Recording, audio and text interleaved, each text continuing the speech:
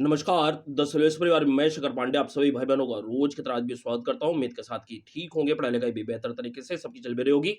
मित्रों, इस प्रारूप के अंतर्गत कल पिछले क्लास में हम लोगों ने 30वें नंबर प्रश्न तक काम कर लिया हुआ था और यह जो हमारा रैपिडो सीरीज चल रहा है, इस रैपिडो सीरीज के अंतर्गत हम लोग राजनीति विज्ञान के कुल 1000 प्रश्नों पर प्रश्नोत्तर अभ्यास करने जा रहे हैं। फिर से मैं कह रहा हूं, 1000 प्रश्नों पर हम लोग प्रश्नोत्तर अभ्यास करने जा रहे हैं। तो आवश्यकता दिखाई देगी। तो कुछ लोगों के कमेंट में मैंने देखा कि प्रश्नों की संख्या थोड़ी सी बढ़ा लिया जाए। तो अभी एक हम लोग शुरुआत यह किए हुए हैं, आवश्यकता दिखाई देगी। हम लोग 30 प्रश्न के स्थान पर 50 प्रश्न भी कर लेंगे। थोड़ी सी व्यस्तता पिछले 1 महीने से बहुत ज़्यादा बढ़ी हुई है, तो धैर्य रखना है। लेकिन मैं आप सारे लोगों के संदर्भ में जो भी कुछ आवश्यक दिखाई देगा, वो सारा का सारा काम करता चला जाऊंगा। बिल्कुल भी आप लोगों को चिंतित होने की आवश्यकता नहीं है। मैं खुद आप लोगों को परीक्षा पास कराने के लिए बिल्कुल सचेत हूं और यह मैं गारंटी से पहले भी कहा हुआ हूं, फिर कह रहा हूं कि इस प्रारूप के माध्यम से हम लोग अब 63 में 63 प्रश्न के लिए फाइट करने वाले हैं। ठीक है, तो बिल्कुल निश्चिंत बने रहें। बात को आगे बढ़ाते हैं। अगला जो हमारा प्रश्न है 31वां, ध्यान से देखेंगे। लिखा हुआ है, राजनीति विज्ञान की सबसे बड़ी सेवा यह होगी कि प्रभुता की अवधारणाओं को समाप्त कर दिया जाए। किसने कहा हुआ है? ध्यान से पढ़ेंगे और सही उत्तर करने का प्रयास करेंगे। राजनीति विज्ञान की सबसे बड़ी सेवा यह होगी कि प्रभुता की अवधारणाओं को समाप्त कर दिया जाए। किसके द्वारा यह बात कही गई है? उत्तर करने का प्रयास करें जल्दी जल्दी। लॉस्की उत्तर होगा, गेटल उत्तर होगा, गिलक्राइस्ट या प्लेटो? कौन सा उत्तर हो जाएगा? तो राजनीति विज्ञान की सबसे बड़ी सेवा यह होगी कि प्रभुता संप्रभुता की अवधारणाओं को समाप्त कर दिया जाए। यह बात जिस विद्वान के द्वारा कही जा रही है वह विद्वान है लॉस्की। कौन? लॉस्की। बहुत ही महत्वपूर्ण प्रश्न है, बहुत ज्यादा महत्व वाला प्रश्न है। आगे बात को ले चलेंगे। अगला प्रश्न लिखा हुआ है, सामाजिक समझौता सिद्धांत संबंधित है। किससे संबंधित है? सामाजिक समझौता सिद्धांत तो भाई राज्य की उत्पत्ति से संबंधित है, या फिर राज्य के कार्य से संबंधित है, या फिर राज्य के उद्देश्य से संबंधित है, या राज्य की उत्पत्ति? रिपीट हो गया ऑप्शन। सही उत्तर चाहे ए कर लें चाहे डी कर लें, राज्य की उत्पत्ति से संबंधित अनेक सारे समझौते हमने देखे हुए हैं। उसी में से एक बहुत ही महत्वपूर्ण, या यूं कह लें सबसे महत्वपूर्ण, सामाजिक समझौता का सिद्धांत है। बात को आगे ले चलेंगे। अगला प्रश्न लिखा हुआ है, ऑस्टिन की संप्रभुता या प्रभुता के सिद्धांत का सर्वाधिक महत्वपूर्ण निर्धारण तत्व है। ऑस्टिन की प्रभुता के सिद्धांत का सर्वाधिक महत्वपूर्ण निर्धारक तत्व है। क्या यह निरंकुश है? क्या यह विभाज्य नहीं है? ऑस्टिन के द्वारा संप्रभुता, क्या यह निरंकुश नहीं है? क्या यह व्यक्ति को विद्रोह करने का अधिकार देता है या है? ऑस्टिन के संप्रभुता के सिद्धांत में जो कुछ खास बातें की गई हैं उस पर थोड़ा सा ध्यान ले जाएंगे। आपको याद होगा कि ऑस्टिन की संप्रभुता के सिद्धांत का सर्वाधिक महत्वपूर्ण निर्धारण तत्व जो है वह यह कि यह निरंकुश है। ए विकल्प बिल्कुल इस प्रश्न का सही होगा। क्यों भाई, क्लियर है बात? चलें अगले प्रश्न पे आएंगे। लिखा हुआ है, मैं फिर से रिपीट कर रहा हूं इस बात को कि उनके उत्तर आपको ठीक से न पता हो तो निश्चित रूप से कहीं पेन कॉपी के माध्यम से नोट अवश्य करते चले जाएंगे।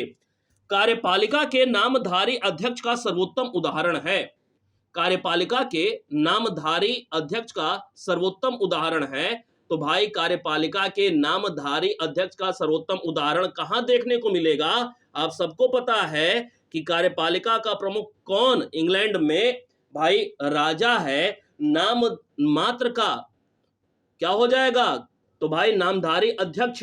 कार्यपालिका के संदर्भ में सबसे अच्छा उदाहरण इंग्लैंड में ही देखने को मिलता है। अगले प्रश्न पे आएंगे।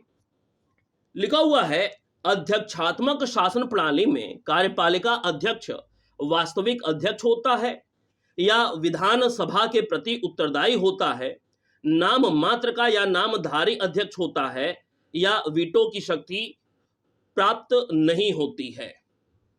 उत्तर करने का प्रयास करें।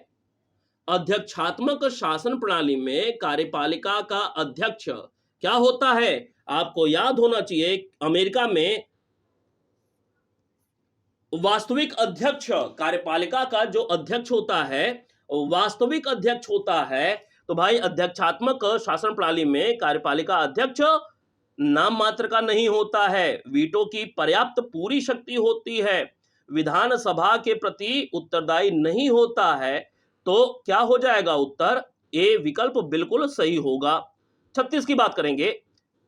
अगला प्रश्न लिखा हुआ है, निम्न में से किस देश में बहुल कार्यपालिका है? नेपाल में, स्विट्जरलैंड में, जर्मनी में या इंग्लैंड में?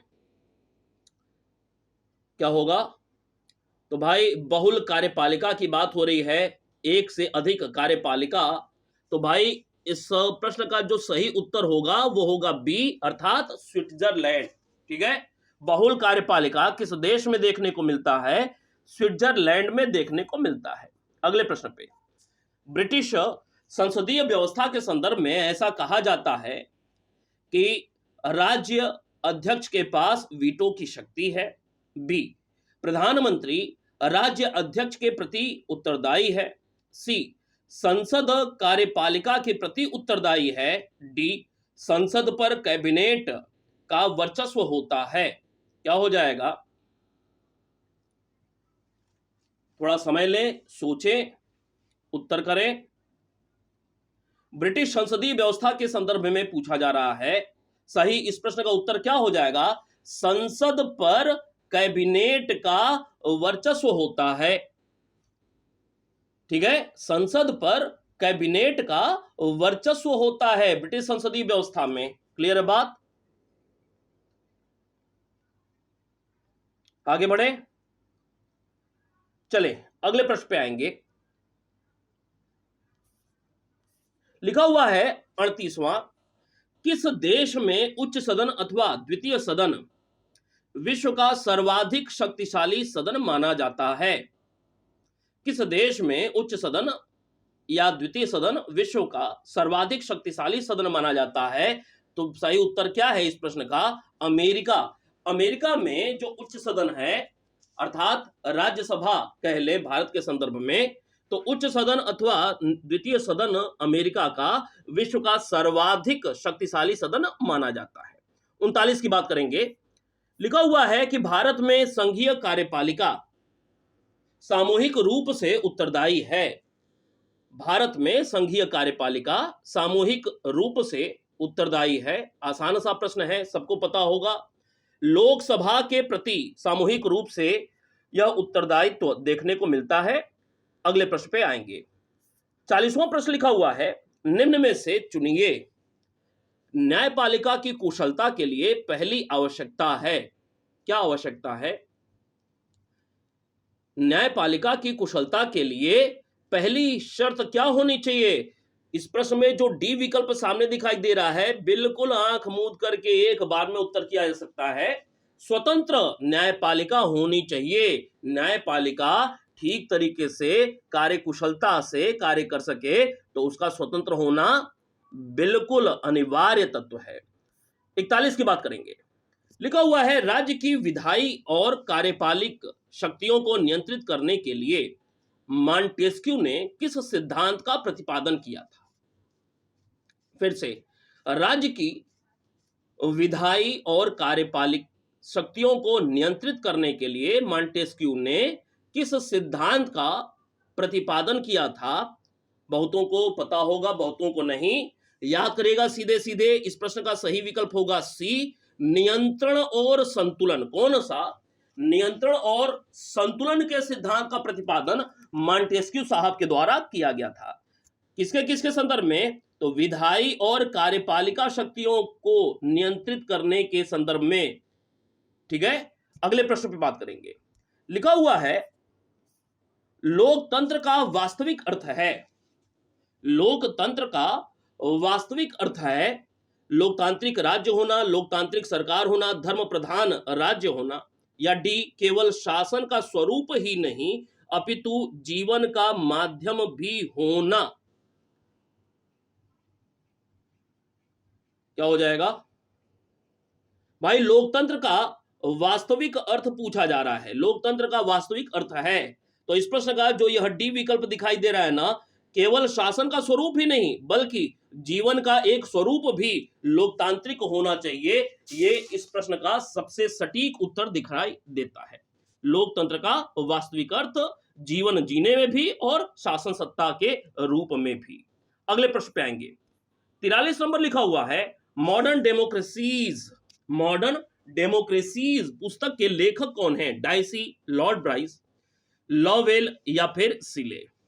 आसान सा प्रश्न है, पहले भी आपको पता हुआ है। क्या हो जाएगा? तो मॉडर्न डेमोक्रेसीज पुस्तक के लेखक जो हैं, बी विकल्प इस प्रश्न का बिल्कुल सही होगा, लॉर्ड ब्राइस। कौन? Lord Bryce, modern democracies. Clear है? अगले प्रश्न पे आते हैं। लिखा हुआ है किसने कहा जहां कानून नहीं वहां स्वतंत्रता नहीं? जहां कानून नहीं वहां स्वतंत्रता नहीं, इस बात को कहने वाले विद्वान कौन हैं? आप देख रहे होंगे लगातार कुछ सरल कुछ जटिल प्रश्नों के माध्यम से हम लोग इस प्रारूप के अंतर्गत बहुत ही शानदार शानदार प्रश्नों पे काम करने वाले हैं, करते जा रहे हैं।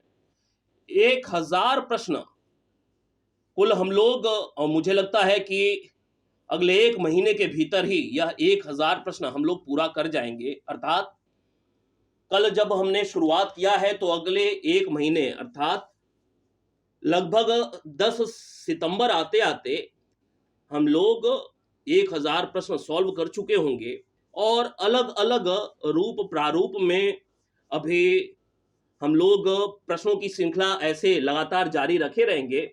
हालांकि इसमें मेरा एक और विचार है कि सोमवार से अब आप लोग भूल भी चुके होंगे बहुत सारे लोग, जो हमारे थिंकर्स हैं ना, प्लेटो से लेकर के अरस्तु से होते हुए रूसो, मार्क्स आदि तक जो यह प्रक्रिया चल रही है थिंकर्स की, तो मेरा विचार है कि एक एक दिन आधे घंटे पौन घंटे का समय लगेगा, पूरा वन लाइनर आप लोगों को मैं कराता चला जाऊं।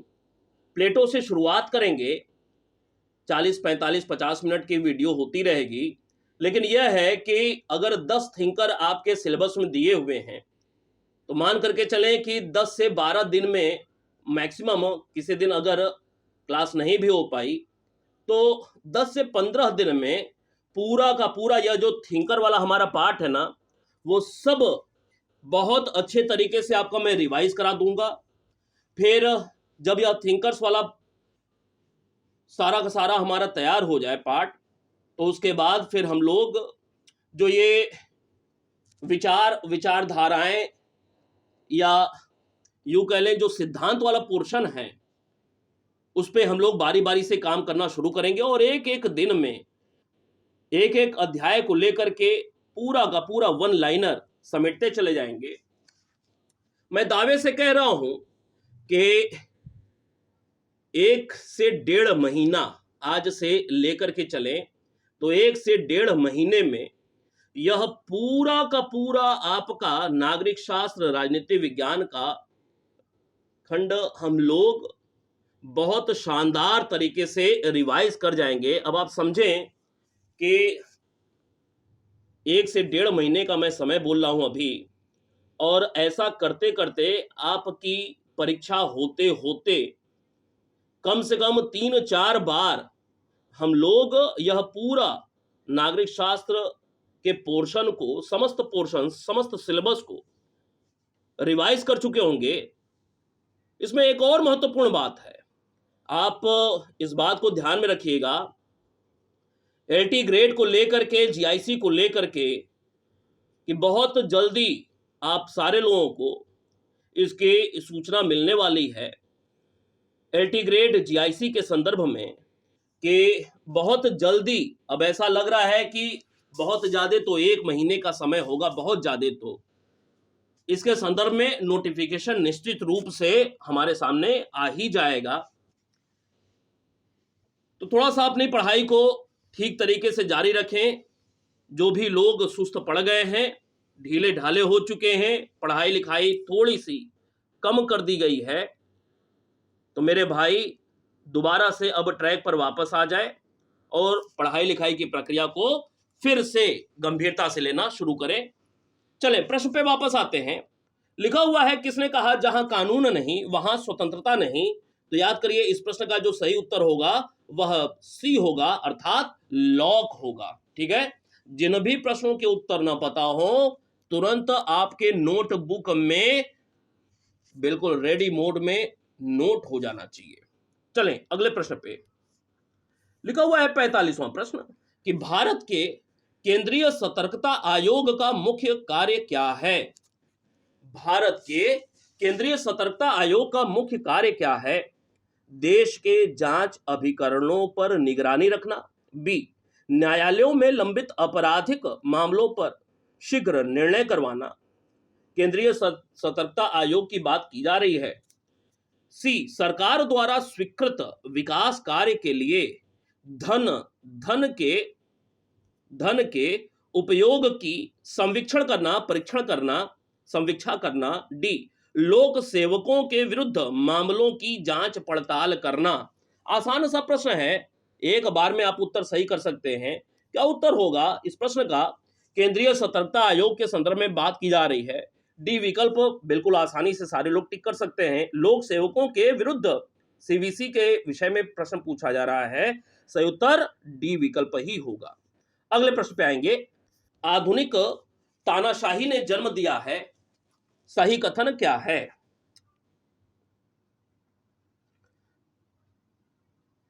आधुनिक तानाशाही ने जन्म दिया है, किसे जन्म दिया है? सर्वसत्तावादी राज्य को, सामूहिक नेतृत्व को, बहुमत के शासन को, या मूल्य आधारित समाज को। तो भाई तानाशाही की बात की जा रही है तो मूल्य आधारित समाज यह तो निश्चित रूप से नहीं होगा। तानाशाही है तो बहुमत का शासन भी नहीं होगा, तानाशाही है तो सामूहिक नेतृत्व भी नहीं होगा। क्या हो जाएगा? ए विकल्प इस प्रश्न का बिल्कुल सही होगा। सर्वसत्तावादी राज्य को आधुनिक तानाशाही ने जन्म दिया हुआ है, जिसका उदाहरण नॉर्थ कोरिया में आज देखने को मिलता है। ऐसे तमाम सारे देश हैं। अगले प्रश्न पे आएंगे। लिखा हुआ है, संसदीय शासन में कार्यपालिका किसके प्रति उत्तरदायी होती है। तो भाई संसदीय शासन प्रक्रिया में कार्यपालिका किसके प्रति? तो राज्य अध्यक्ष के प्रति नहीं। भारत में संसदीय शासन व्यवस्था कार्यपालिका किसके प्रति? तो भाई लोकसभा के प्रति नहीं। कार्यपालिका किसके प्रति? तो भाई लोकसभा के प्रति। यही है ना, किसके प्रति उत्तरदायी होगा? लोकसभा के प्रति। और लोकसभा का मतलब क्या है? लोकसभा का मतलब है निचला सदन ना। राज्यसभा उच्च सदन माना जाता है, जबकि लोकसभा निचला या निम्न सदन माना जाता है।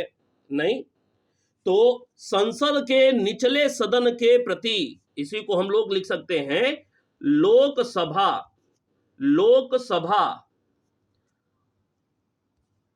नहीं, लोकसभा के प्रति यह जवाबदेह होता है।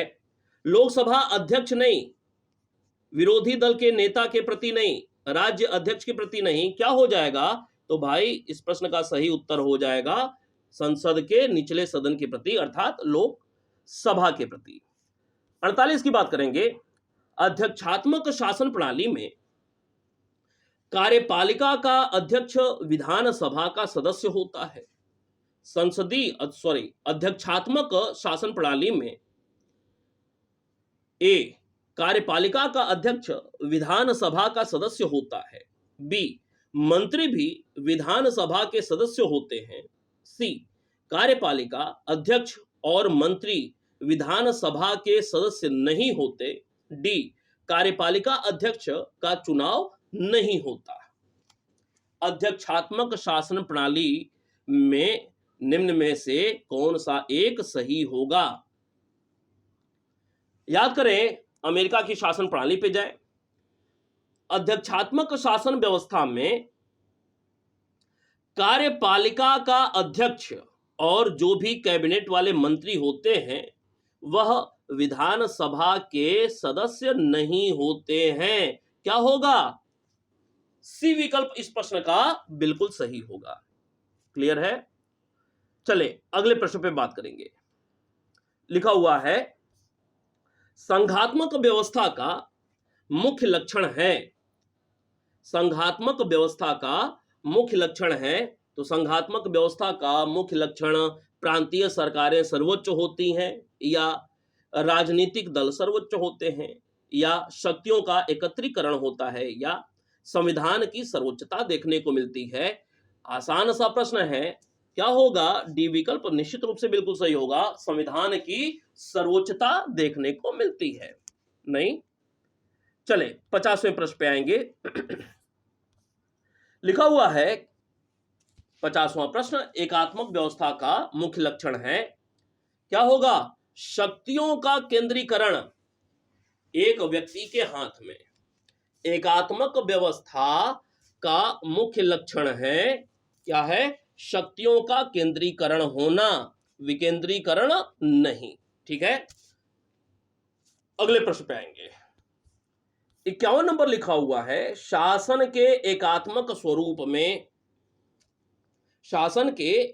स्वरूप में कार्यपालिका और विधायिका को शक्तियों का पृथक्करण होता है।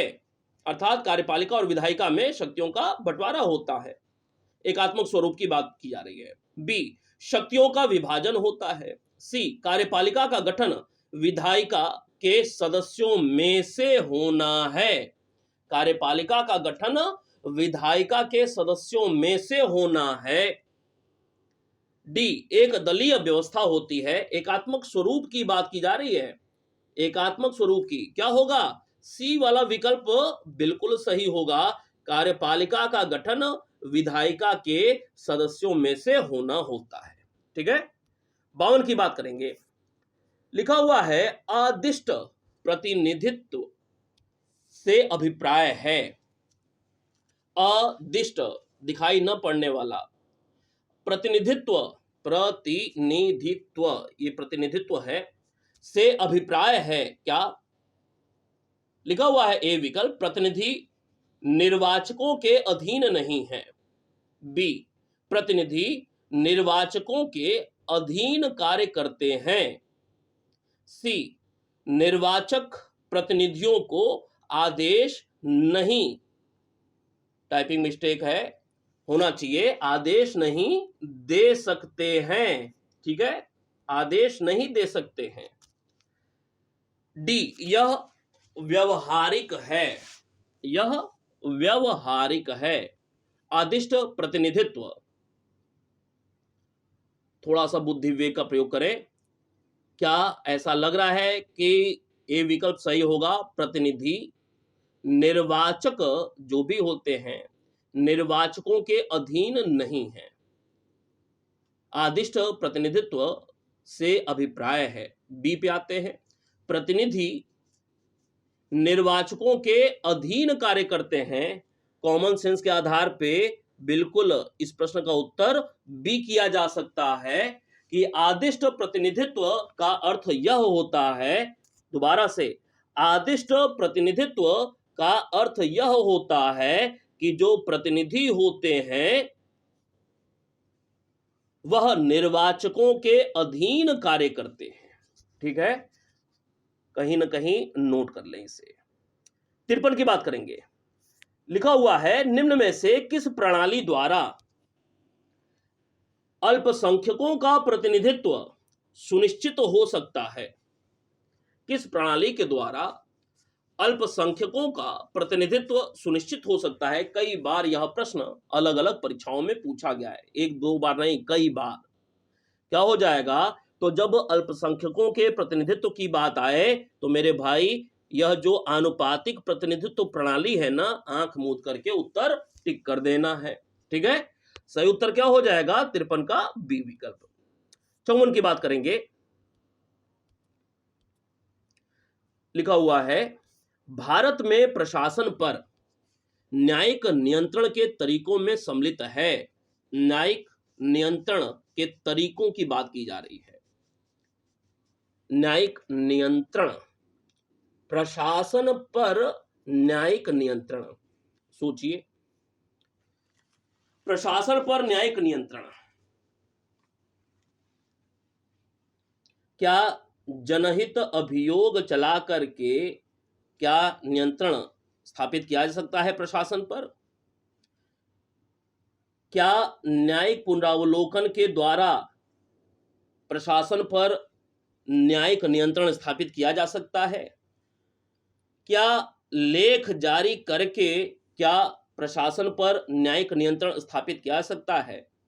निश्चित रूप से किया जा सकता है। इसमें जो ए विकल्प दिया हुआ है, अधिनिर्णयन, ठीक है, अधिनिर्णयन शुद्ध रूप से न्याय से संबंधित नहीं होता है, तो अधिनिर्णयन के माध्यम से, ठीक है, प्रशासन पर न्यायिक नियंत्रण स्थापित नहीं होगा। इसमें जो 2, 3 और 4 विकल्प हैं वह निश्चित रूप से सही होगा। इन तीनों के माध्यम से, अर्थात न्यायिक पुनरावलोकन, लेख या जनहित अभियोग चला करके प्रशासन पर न्यायिक नियंत्रण स्थापित किया जा सकता है। डी विकल्प बिल्कुल सही होगा। अगले प्रश्न पे 55 नंबर लिखा हुआ है, बाह्य संप्रभुता की अवधारणा को किसने दिया है? बाह्य संप्रभुता की अवधारणा, ये ग्रोशियस है, ये ग्रोशियस है, ग्रो, ठीक है, ग्रोशियस है, ग्रोशियस। बाह्य संप्रभुता की अवधारणा की बात की जा रही है। Grotius, Oppenheimer, Kant, Rousseau. याद होगा आप सारे लोगों को। बाह्य संप्रभुता की अवधारणा किससे संबंधित है? ग्रोशियस से संबंधित है। किससे? ग्रोशियस। क्लियर? चले 56 पे आएंगे। लिखा हुआ है, लोक संप्रभुता के दर्शन को सबसे पहले किसने प्रतिपादित किया था? लोक संप्रभुता की जब बात आए तो मेरे भाई, लोक संप्रभुता, लोकप्रिय संप्रभुता किससे संबंधित है? तो आप सबको याद होगा, रूसो से संबंधित है। तो सबसे पहले किसके द्वारा प्रतिपादित किया गया? रूसो के द्वारा प्रतिपादित किया गया है। तो भाई क्लियर है? चले अगले प्रश्न पे आएंगे। लिखा हुआ है, रिपब्लिक का लेखक कौन है? रिपब्लिक, आज के प्रश्न में सबसे आसान प्रश्न, तो क्या हो जाएगा? प्लेटो हो जाएगा। सी विकल्प सही होगा। अगला प्रश्न लिखा हुआ है, पत्नियों और संपत्ति के साम्यवादी सिद्धांत का प्रतिपादक कौन थे? यह आज के प्रश्नों में दूसरा सबसे आसान प्रश्न।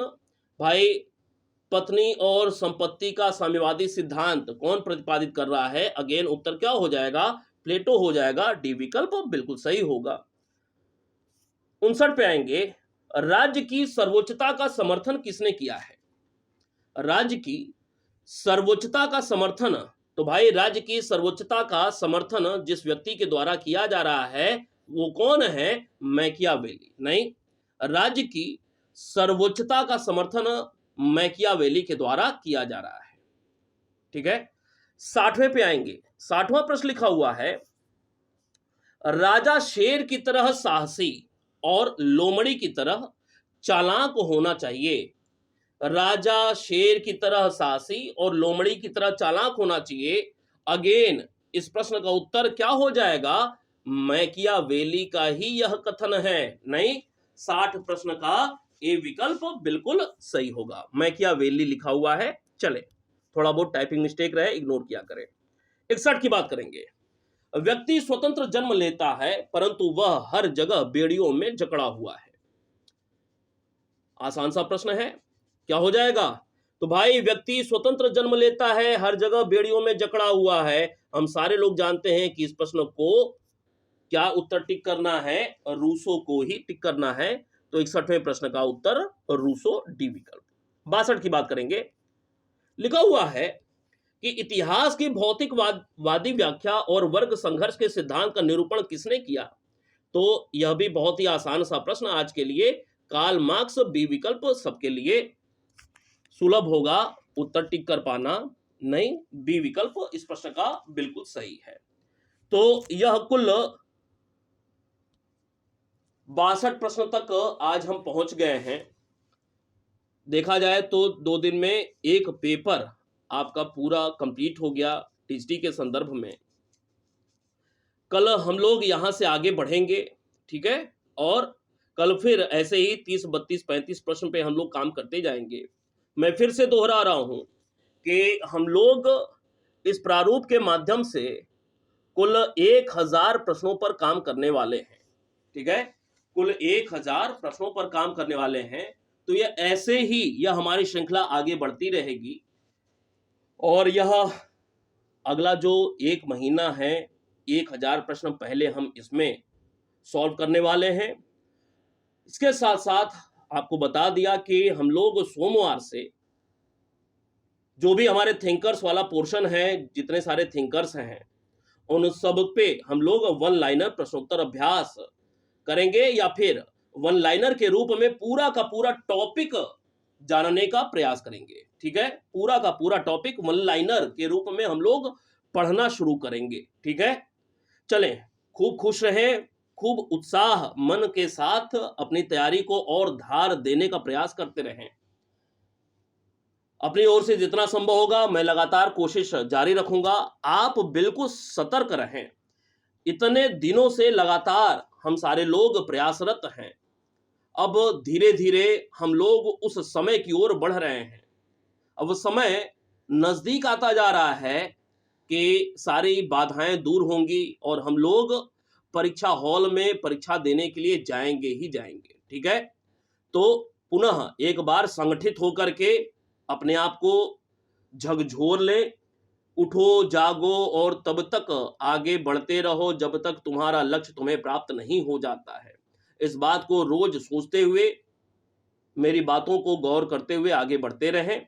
थोड़ा-थोड़ा रोज करते चले आएं। अब मैंने चूंकि पहले ही आपको बता दिया कि सोमवार से हम लोग थिंकर्स पे काम करना शुरू करेंगे, तो आपका जो नोट्स है प्लेटो को लेकर के 2 दिन का समय है, क्यों ना 2 दिन में आप पूरा प्लेटो रिवाइज कर लें, ठीक है? 2 दिन में प्लेटो आप पूरा रिवाइज कर लें, ताकि जब हम लोग प्लेटो पे वन लाइनर करना शुरू करेंगे पूरे अध्याय के संदर्भ में, तो आपके लिए चीजें कितनी आसान हो जाएंगी। नहीं, चलें, तो इन बातों के साथ आज की क्लास यहीं पे रोकते हैं। मिलते हैं फिर सोमवार को। धन्यवाद।